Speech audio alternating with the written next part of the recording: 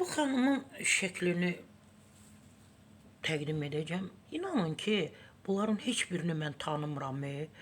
Bir də görsən yazırlar orada məşhur müğənni, məşhur aparıcı, məşhur rəqqasə. Mən bunların heç birini tanımıram. Niyə görə tanımıram?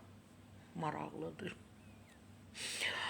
Ay, Kanal STV-də yayımlanan Aysu ilə şou verilişinin aparıcısı Aysunun efirdə səsləndirdiyi fikirlər sosial şəbəkələrdə geniş müzakirələrə yol açıb. Deyirəm, yaxşı ki, bu sosial şəbəkələr var. Kanal S.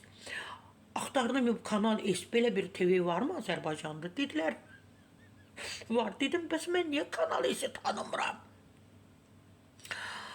Təbii ki, istinad edirəm milli.az-a. Veriliş zamanı aparıcı şəxsi mövqeyini açıqlayaraq əks cinsdən olan şəxslərdən kiçik hədiyyələr qəbul etmədiyini bildirib. Onun sözlərinə görə hədiyyə xüsusi və dəyərli olmalıdır. Xanım deyib bu xanım. Kişi mənə elə bir hədiyyə almalıdır ki, mənim onu özüm almağa imkanım çatmasın. Xırda hədiyyələr qəbul etmirəm. Aysu Gül hədiyyəsinə də münasibət bildirib. Bu qeyd edib ki, Gül ona təsir etmir və buna daha çox qadınların bir-birinə verdiyi hədiyyə hesab edir. Gülü sevsəm də yanında nəsə olmalıdır. Gül hədiyyəsi isə mənə çatmır. Onu xanıma da xanıma da ala bilər.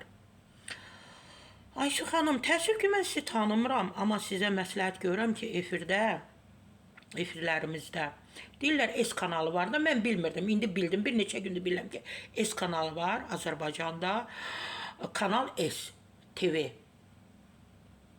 Efirlərdə belə ifadələr işlətmək olmaz əzizim. Bunu o tanışın kişi var, ona deyə bilərsən ki, mən xırda hədiyyələr sevmirəm, amma çıxıb bunu ictimailəşdirmək. Bilirsiniz necədir? Gənc qızların psixologiyasını korlamaqdır. Deyin ki, yox. Siz deyir ki, aparıcı deyir ki, mən kiçik hədiyyələr qəbul etmirəm. Bəli, artıq bu ictimailəşir. Və qızlarımız deyir ki, bir aparıcı belə bir ifadə işlətdi. O, əgər kiçik hədiyyələr qəbul etmirsə, biz niyə? Yəni, mübarizə aparırlar ki, böyük hədiyyələr əldə etsinlər. Belə məsələləri ictimailəşdirmək olmaz.